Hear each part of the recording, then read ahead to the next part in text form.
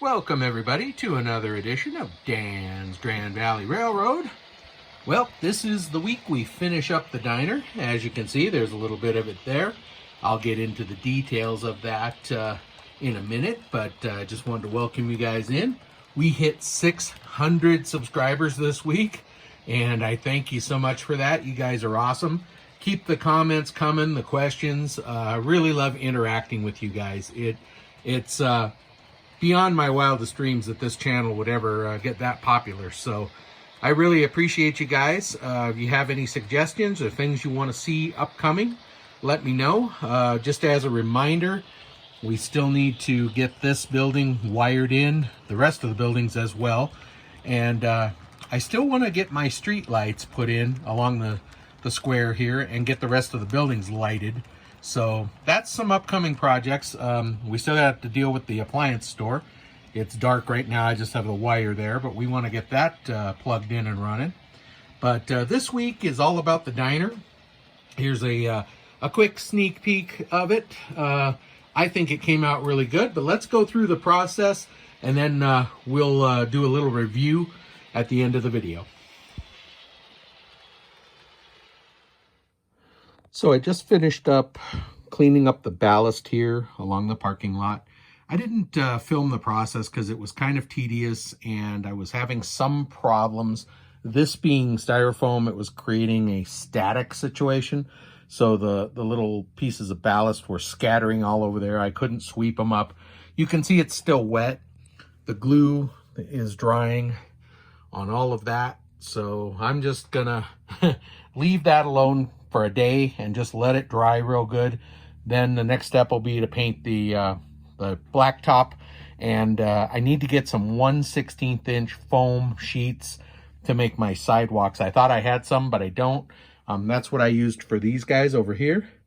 So I need to get some of that, and so we'll work on this. We'll let this dry, and I'll pick that stuff up. It's Wednesday, so got all week.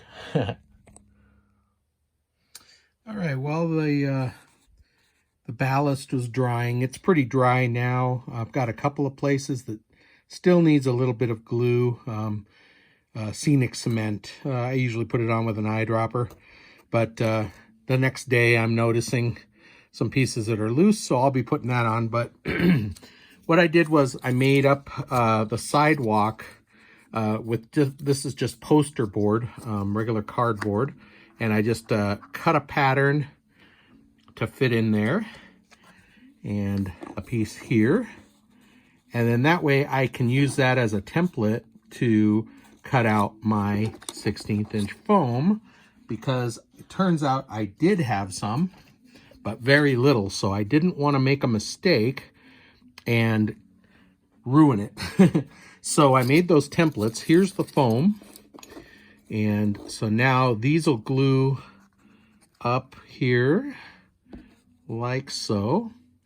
And I'm considering whether or not I want my driveway opening to be here like this, or at the end where there's actually a intersection. I don't think I want that because I don't have a light. Normally they would have a light then for people coming out of the intersection or out of the parking lot. So I think I'll have it mid-block here. The restaurant goes here. The parking lot will be here like this. So if we come in here, we can go this way or this way, and then have some parking spots along there. Also, if I have an opening here, I can have cars parked this way too for like the car shows. So I think that's what I'll do. I'm going to round the corner a little bit like it would be on a curbing, and then we'll make the other section, then we'll get those glued down.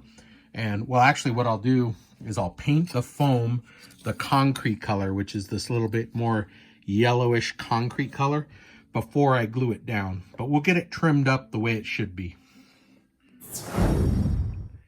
Okay, before I commit to just exactly where the opening will be for the parking lot, I'm just going to take the pieces I have, which is enough, for that whole area, and just paint them. So I've got the Woodland Scenics concrete ST1454. That's the concrete color. And we're just going to paint those, get those ready and dried.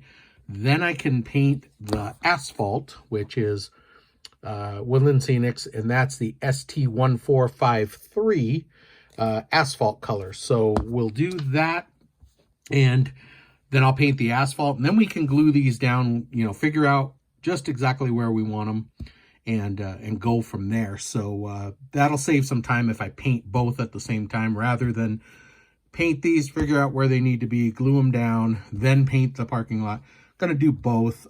These will glue down even if it's painted. I'll try, I won't paint right up to the edge where these are gonna glue down, just so it doesn't have to glue to the paint. But we'll get all this stuff painted. While the sidewalks are drying over on the bench, I just made a real light pencil outline of where the building's going to be. And then right here, I want that side, because obviously that's not going to be parking lot. I'm going to paint some earth undercoat there, which we did on the entire layout. And this is going to be some of this grass, turf, and maybe a tree. The sign will be there, or maybe it'll be out front. I'm not sure, but I want that to be dirt underneath. The parking lot can be paved back here because there'll be garbage cans back here and maybe some pallets or different things. But so I outlined where I'm going to paint the black. Up here, I haven't decided what I'm going to do in the front yet. So we'll just paint this area as the asphalt for now. Okay, real simple. I didn't take a lot of pains in trying to cover evenly or anything, because remember, it's going to have turf on top of it. Basically, that's just so if there's any break in the turf, it's brown underneath, not snow white. And you can see that in places like right here and other places where the turf may not have covered exactly perfectly. You see a little bit of brown underneath, and that's what that's for. So it's dirt. So, all right, now we'll do the parking lot. All right, so you can see what I did. I painted around where the building will be. And of course, that's drying. The asphalt's drying. We'll probably have to just touch up in a couple of places after it dries, but we'll wait and see how it looks. But there's basically our parking lot. I left a little strip where we're going to glue down the sidewalk. Of course, when we decide where it's going to spill out into the street, we'll paint that asphalt. And our curbs will come to each side. Now I do have a little bit of a curb here, and we're gonna have to push it down a little bit to make the transition. If I have to fill it with something, I can do that to spill out into the street for the driveway. But I'm not too worried about that. So we'll just let this dry, and we'll come back with the next step. All right, let me show you where I'm at. Sorry I didn't go through all the steps just to try to keep the video length in mind. But you can see I've got sidewalks in, and I've decided the best way for the parking lot is to have in over here, and then we'll have diagonal parking along here and then out, so people can back up and then go out, you know, either way. And, you know, they could go out this way too. I did make it wide enough. But it'll be pretty much, you come in, you park, the spaces will be diagonally here, like so. Let's get a few cars over here. And I do have some striping tape, and I will stripe the parking spots, but I don't have it right now. But so yeah, then it's just pull out and go.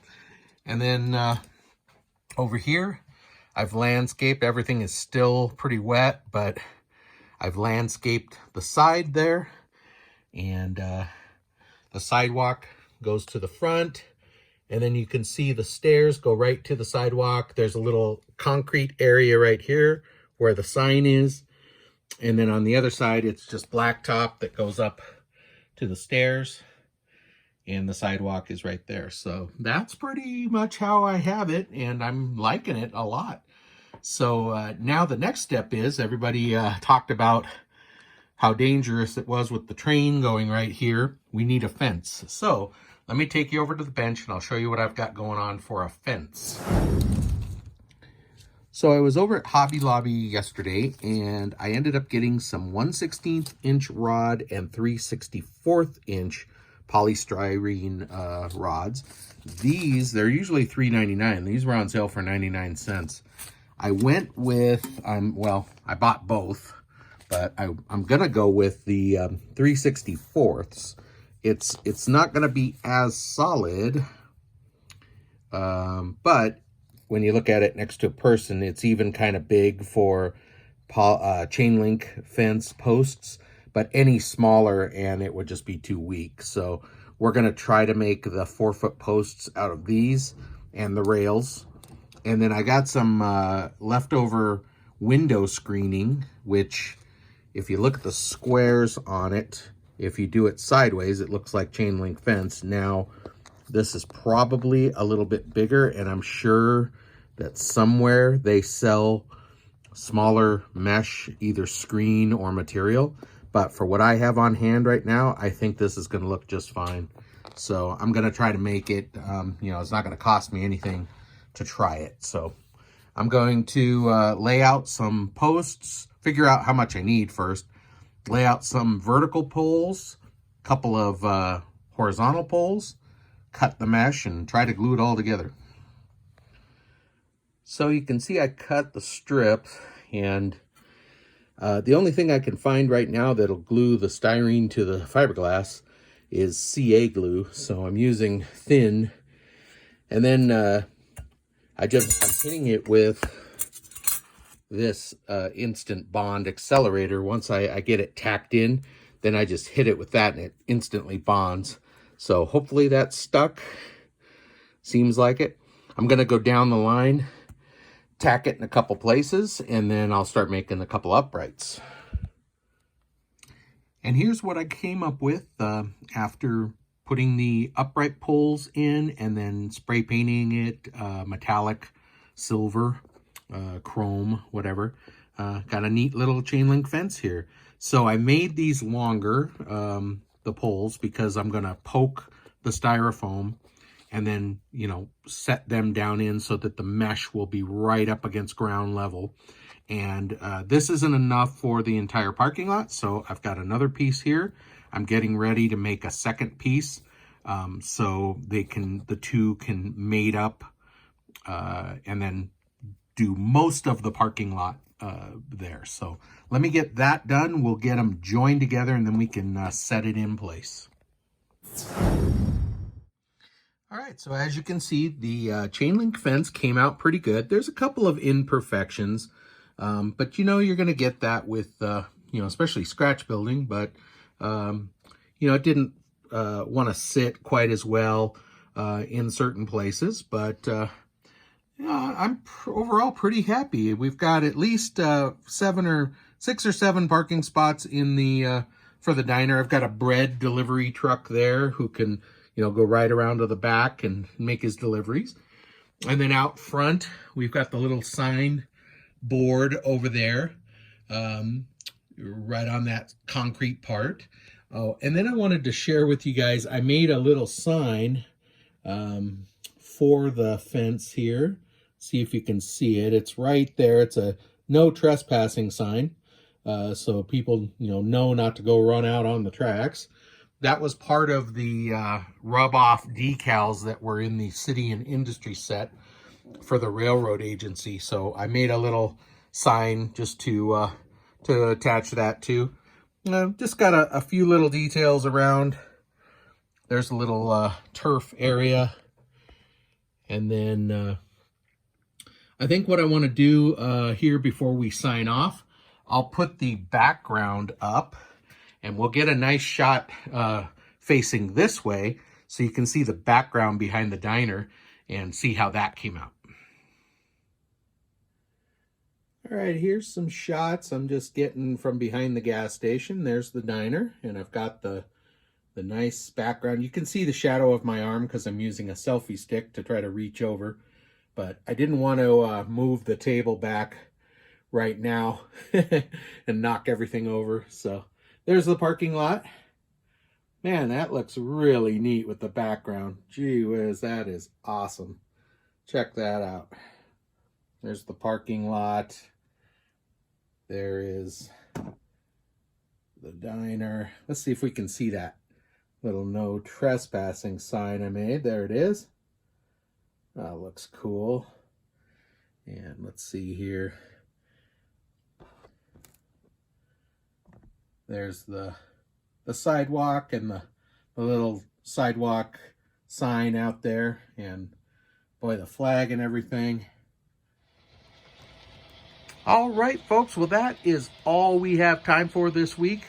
I really want to thank you for tuning in and watching how we got the diner all built, and the park demolished and the diner built. So thank you so much. Another shout out to Robert, the Flying Crow Railroad.